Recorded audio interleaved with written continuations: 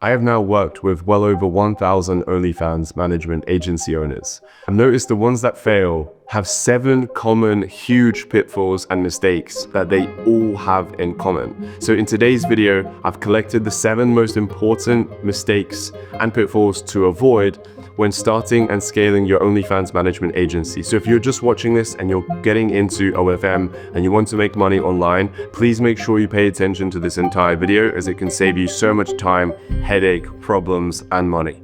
My name is Marcus. If you're new here, by the way, I still run my own OnlyFans management agency. We still manage clients to this day. But more importantly, in this specific video, I want to talk about the mistakes that I see other people do, because I've been doing this now for about 6 years nearly.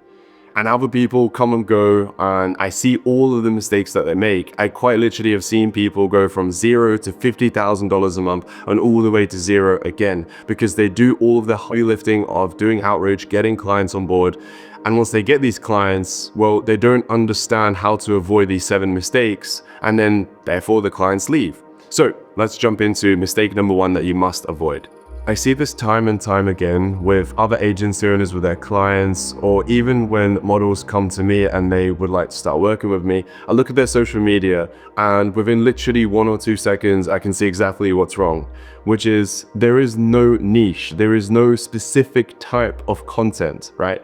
They're just posting for the sake of posting, and they're just simply finding other things that are going viral for other creators. And they think, well, it's gone viral for her. Let me just recreate it bar for bar, and then think that it's going to work.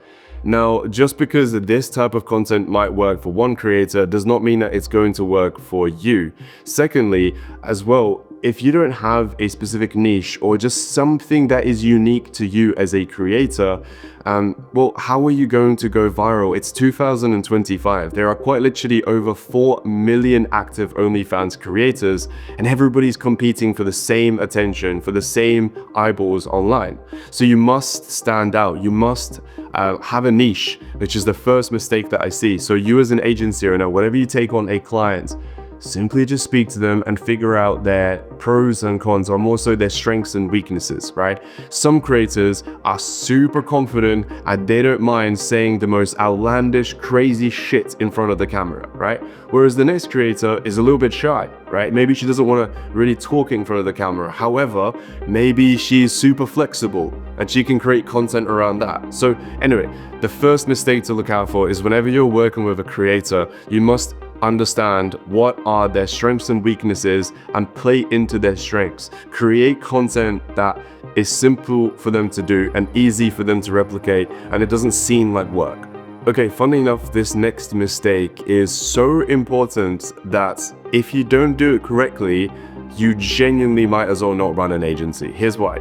Because mistake number 2 is not having the correct onboarding process. So what do I mean by that? Is once you have signed a client and the client says, yeah, sure, I'm happy to work with you, and they sign the contract, what are the exact steps that must follow from there on to not only provide the service for the client in the most efficient, lean, and most professional way possible, but also, more importantly, is to manage the client's expectations, right? So let me walk you through all of this. So first of all, most people don't have an onboarding process as such. Everybody has an onboarding method, I guess, right? Because physically, once you sign a client, there is a method that everybody has to get started with the creator.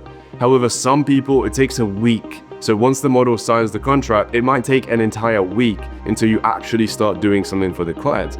Even if it takes 2 days or 1 whole day, it's too long. Like, think about it. Amazon delivery is next day. That's why Amazon wins, and there's no competition. I was going to name another one, but there is no competition, right? So you must act with speed. However, in order to act with speed, you must not sacrifice professionalism and quality, right? So you must have an entire sequence, an entire process planned out on what happens as soon as the contract is signed and the model says, yes, let's go. What is the first step, right? So for us, we have a pre-recorded video, so I don't have to keep repeating myself every single time, because it's the same thing that I've got to tell all of them.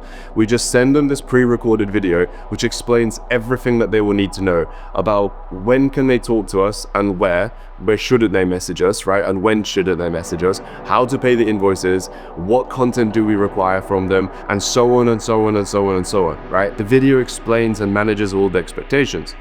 The next part is we will need to get access to the OnlyFans account, of course, right? So we get that connected to inflow, and then we can start an audit, which is the next part. We then do an audit, and so on and so on and so on. The point I'm trying to make here, right, without trying to bore you and long this entire YouTube video out, is that you must have a process in place. Mine might be different to yours, but at least within my inner circle where I do this consulting, I literally give you guys my onboarding process. You guys can literally follow exactly what I do and how I do it. But it's so important, because if you don't do it, and if you don't have the correct onboarding process, imagine doing all of this hard work of doing all the outreach, finally getting on a call, finally getting a client to sign the contract, and then she leaves within 3 days of starting with you because you haven't started yet and you're wasting her time.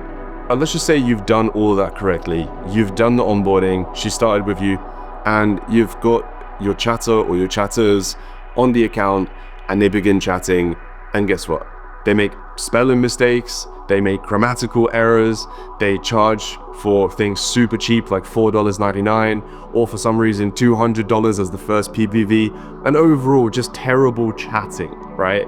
And the next mistake to look out for is terrible staff as a whole. You can have terrible staff within client acquisition, you can have terrible staff within client communication and relationship management, and then chatter managers, chatters, marketing directors, and you can have terrible staff in any of these departments. But let's just focus on chatters, because that is going to be the most common and most applicable staff member for all of you guys watching this, right? If you hire the wrong chatters, where their English is terrible, their Wi-Fi speed is slow, right?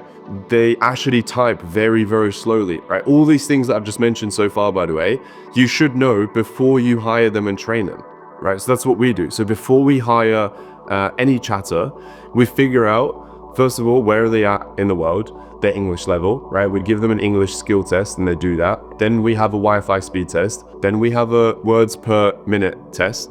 Only once they check out on all of these, that is when you hire them, and that is when the training begins. And that's another mistake within training and hiring staff, right? You might not have the right training in place. And again, if you're watching this and you're like, hey Marcus, well, I'm just starting out. How am I meant to train somebody when I don't even know how to do it myself? Well, you've got two options. You either do it yourself, or you work with somebody who knows what they're doing and they can save you from doing it yourself and teach you the lessons. Those are your only two options.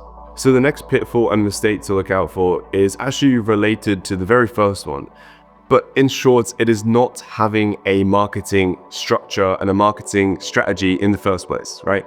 A lot of you guys will take on clients and you tell them that you're going to do marketing, but in reality, all you do is you just give them 1 or 2 content ideas a day. Let me let you in on a little secret here. That is not a marketing strategy, and that is not worthwhile 50% of the creator's earnings. That's crazy. You guys actually have to help them with marketing and help them go viral. So what I mean by a marketing strategy, well, and this is how it relates to the first mistake to look out for, is, well, are you just getting them to create viral clips that work for somebody else, or are you actually working with this creator and you're figuring out what works for them? Secondly, are you actually creating new accounts? Like, do you think creating a second, third, fourth, fifth, and so on Instagram account would be a net positive or a negative?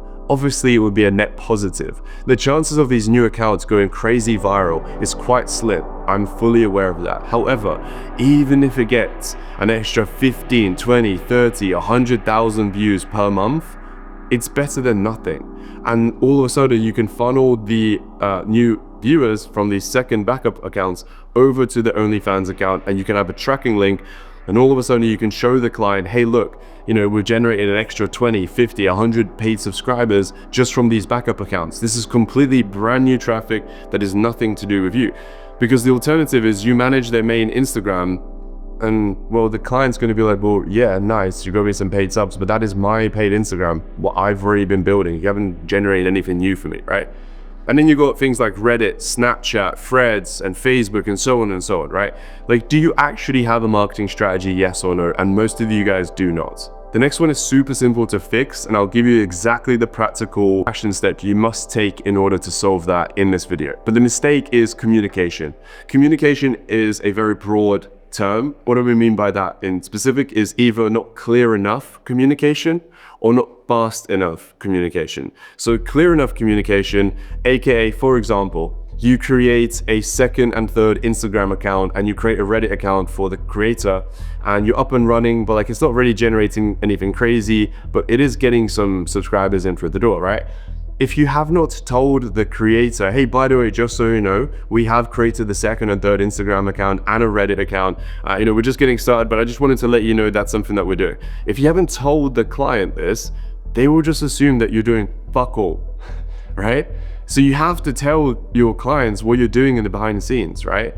Another thing, like so simple, but if you do not work on Saturdays, Sundays, or well, you're probably still going to be on your laptop, but let's just say Saturdays and Sundays, maybe you spend time with your family or your girlfriend, or like you don't want to take calls on Saturdays, Sundays, well, tell your clients that. Again, this relates back to one of the mistakes of an onboarding, right? Within our onboarding process, we very specifically clearly tell them from Monday to Friday, from this time to this time, you can message in the group chat and you can get a response. Anything outside of those hours, you're more than welcome to message us, but just please don't expect a response. As you can imagine, our team does take weekends off, the same as most average people, right? So please do not expect a response at 3 in the morning on a Saturday. Because we've set that expectation, they're welcome to message us, but they might not get a response exactly on that time, right? And this is the practical advice that I was gonna give you guys in this specific video, is we have hired a specific staff member to just deal with communications for our clients. It's typically a female-led role, and she works around the clock, I mean, not 24/7, but pretty much throughout the entire day. From Monday to Friday, she has a specific different topic every day where she checks in with the clients and she gives them something. So for example, one day is just, hey, on Monday, hey, this is the content that we need for the rest of the week. On a Tuesday, maybe it's a general review of how last week went. Maybe a Wednesday is DMCA leaked content takedown, right? And so on, right? So we come up with every single day, there's something exciting that goes on, and she reaches out to all of our clients, so I don't have to, and it saves me so much time. Next mistake to look out for is when you're starting out, typically what most people are going to do is get desperate to get clients. And when you're desperate, you do desperate, silly, stupid things, right? And one of them being charging like 20, 30, 35% when you're just starting out. Now, there is a time and a place, believe it or not, to charge around 30, 40% and so on. But when you're starting out and you're working with creators who are making sub $1,000 a month and they're also just starting out, to charge 25, 30% to them, it doesn't quite make sense, because funny enough, believe it or not, to get a creator from $1,000 a month who's also just starting out, to get them to $10,000 a month, which is only a $9,000 increase, I promise you now, on everything that I love, it is so much harder to get them from 1K to 10K than it is to help. For example, recently we've taken on a creator that was doing $37,000. We took them to $120,000 within 90 days. That was pretty easy and it was very straightforward. So anyway, the lesson here is when you are just starting out, you want to make sure you stick around 40, 50, maybe even 60%. But just to be safe, the industry standard, go with 50% and you can't go wrong with that. And last but not least, but in my opinion, best to last, and this is one of the most important mistakes to look out for, is especially if you're watching this and you're new to business and making money as a whole, you're gonna want to do everything yourself. You're gonna be this person that doesn't trust anyone, or maybe you're gonna try it, right? You're gonna hire somebody and you're gonna say, hey, look, you do this thing, please take care of it, and they fuck it up, right? They do a terrible job.